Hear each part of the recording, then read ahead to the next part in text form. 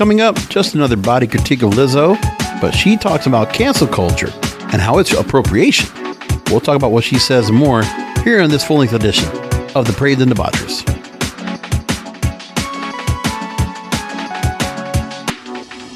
Welcome to the program. This is KOP here with you. Thanks for listening in and catching the show as you always do. Website is ddradio.live. ddradio.live. I just went ahead and renewed the site, and it's the one place where you can catch all the past episodes.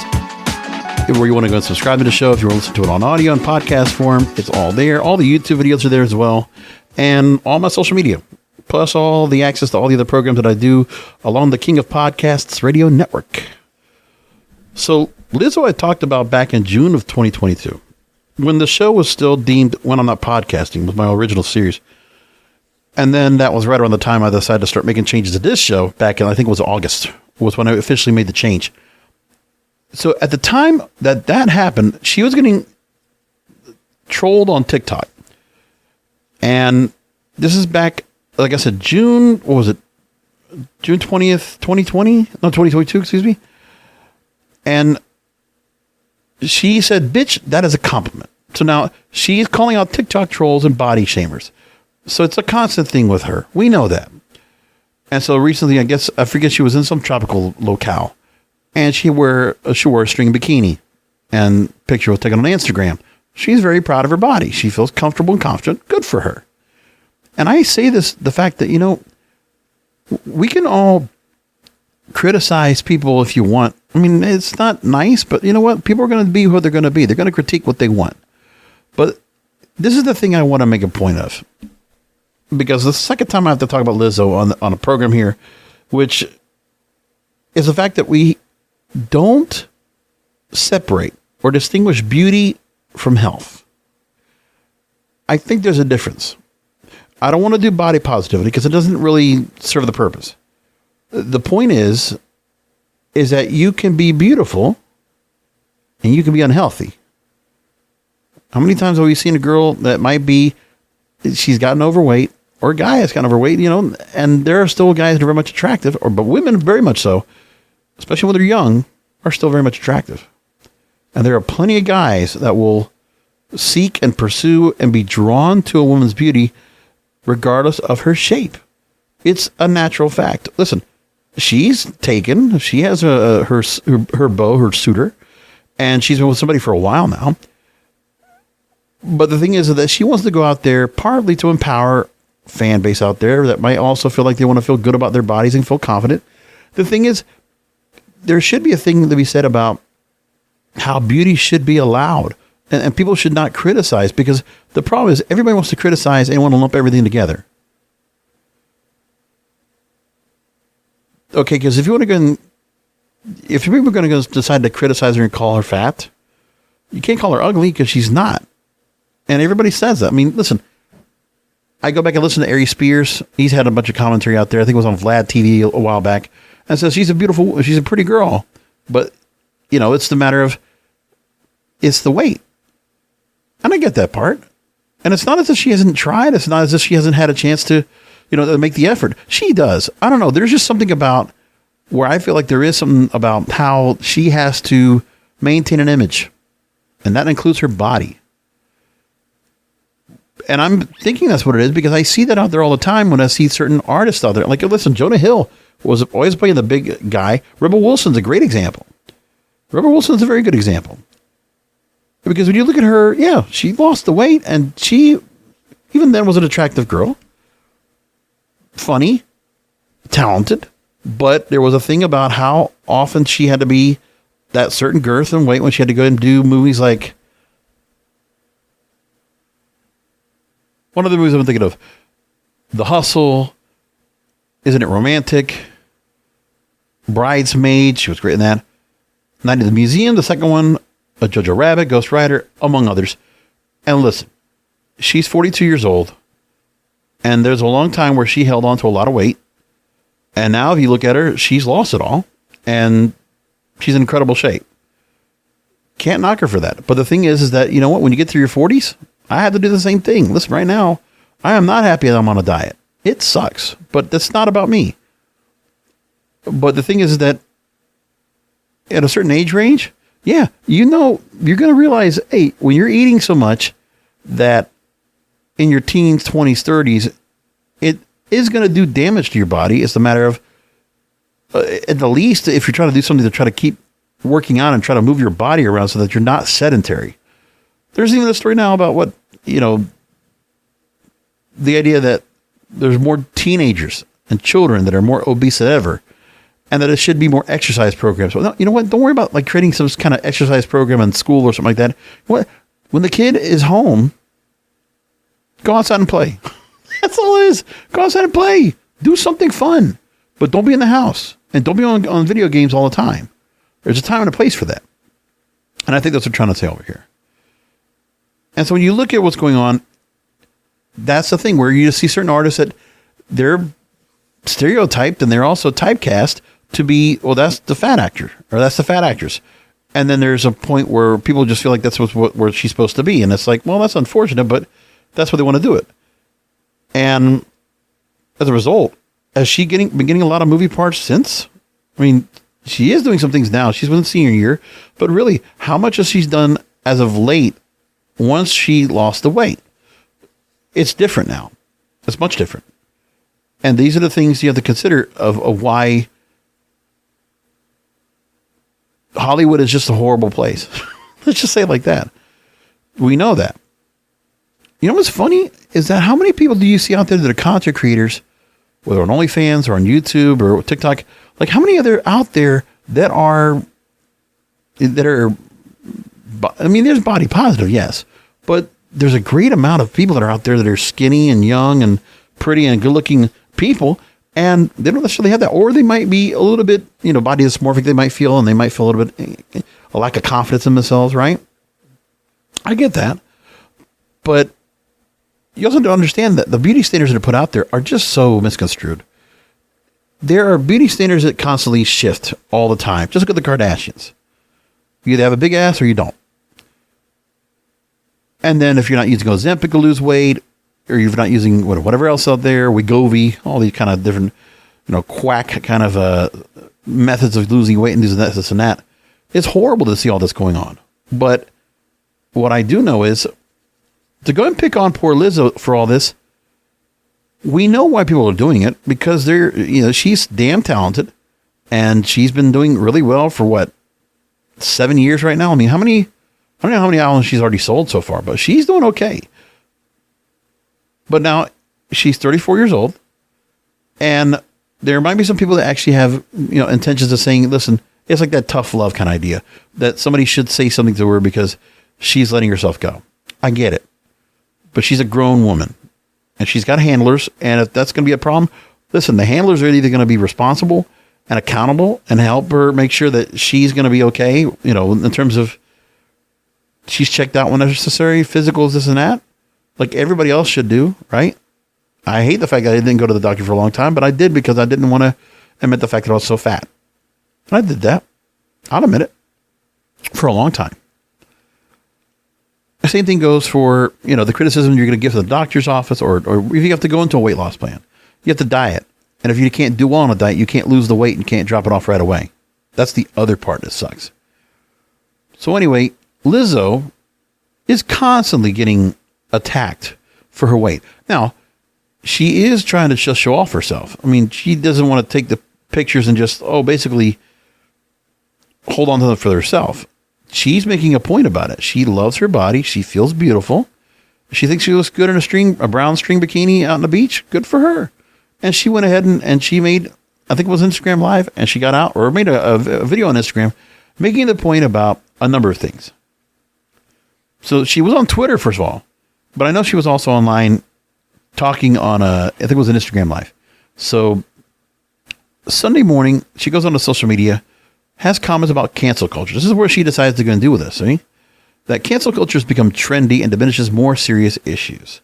This is what she wrote. Quote, "This may be a random time to say this, but it's on my heart. Cancel culture is appropriation. Full stop. There was real outrage from truly marginalized people, and now it's become trendy, misused, and misdirected. I hope we can phase out this and focus our outrage on the real problems." Now, they've gone after her because it's just the thing to do. The tiki torches for cancel culture come out all the time.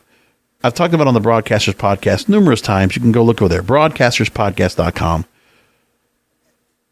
And so last year, disability advocates went after her because she used the word spaz in a record. And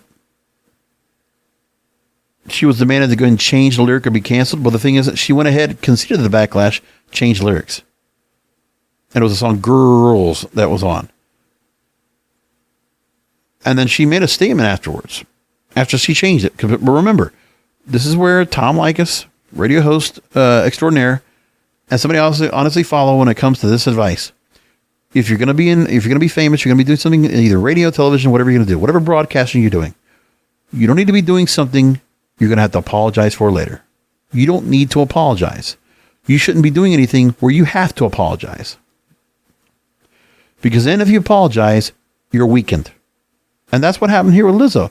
Somebody should have told her, listen, you're not going to win this war. So she changed the lyrics in her song. And then she went to Twitter to try to clarify. Let me make one thing clear. I never want to promote derogatory language. As a fat black woman in America, I've had many hurtful words used against me. So I understand the power words can have, whether intentionally or in my case, unintentionally.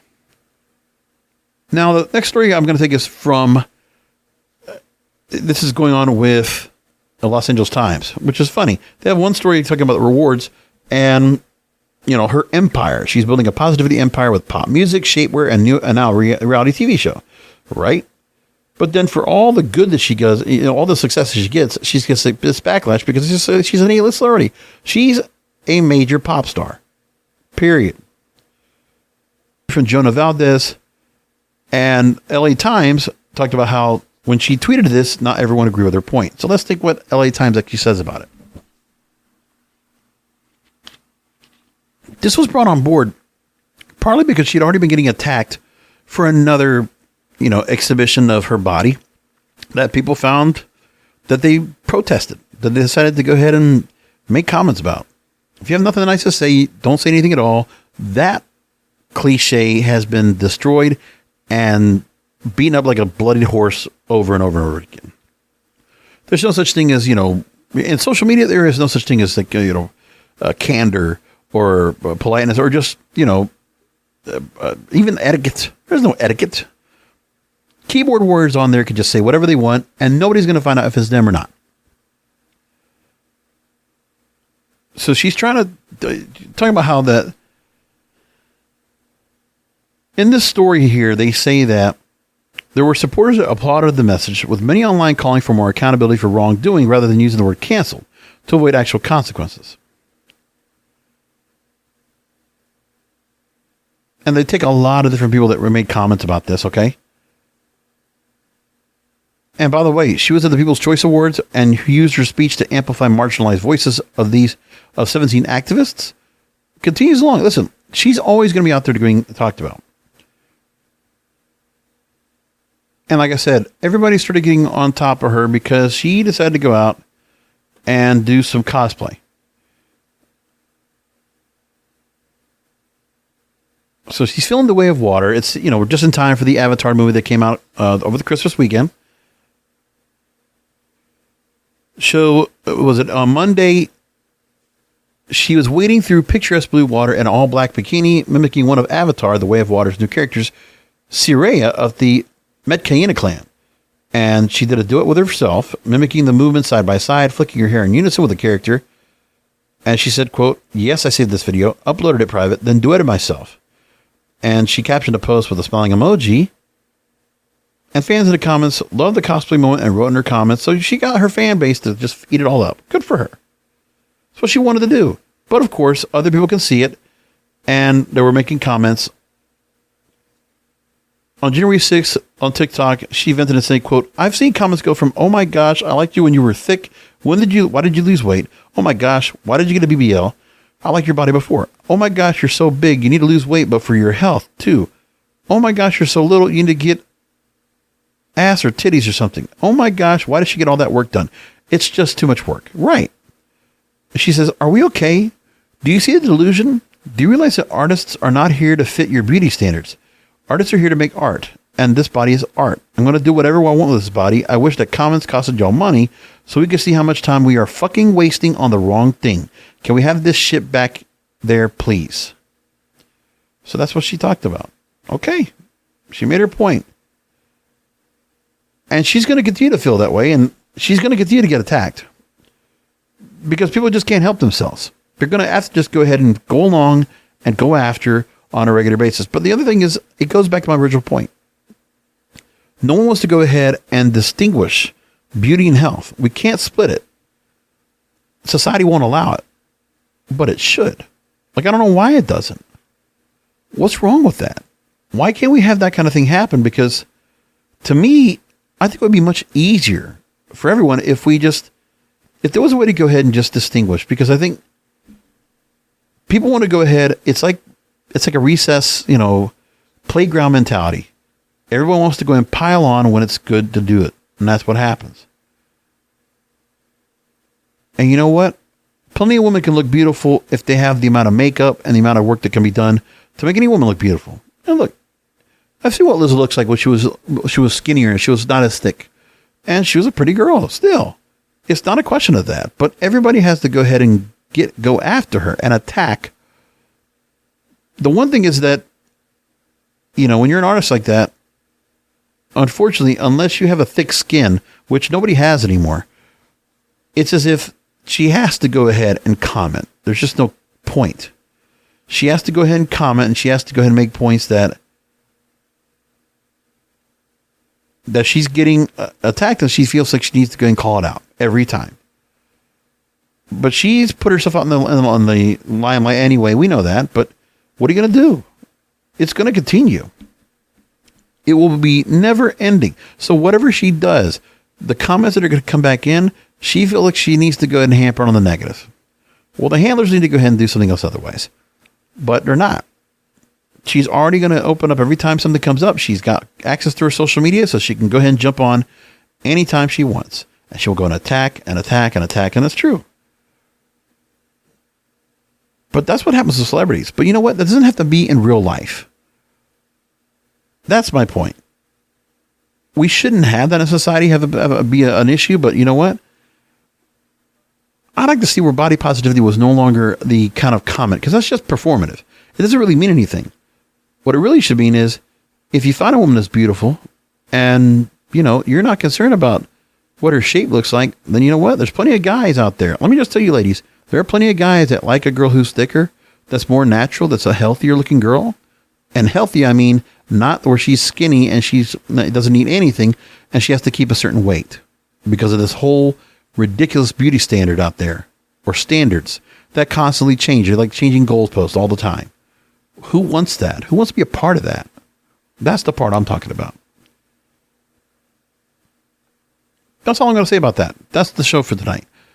So I appreciate you listening in. No, I didn't do 30 minutes, but you know what? If it doesn't warrant it, why does it need it? But this is one of those current editions that I wanted to get in here. Good story about it.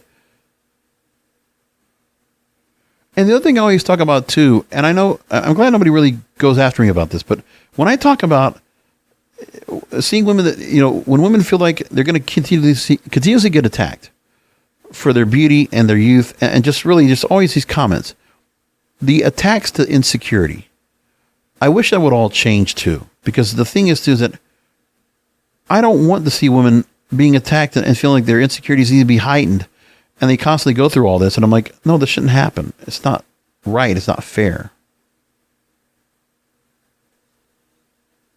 It's one of those things that I hope will actually come across, and we'll see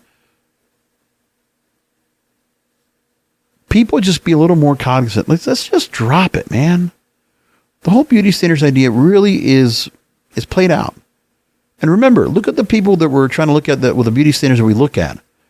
And you're saying to yourself, all right, yes, there is an idea of what beauty is. And there is another idea of how many different ways beauty can be bestowed, right? That can be looked at in a mainstream setting. We see it on billboards all the time. That's fine.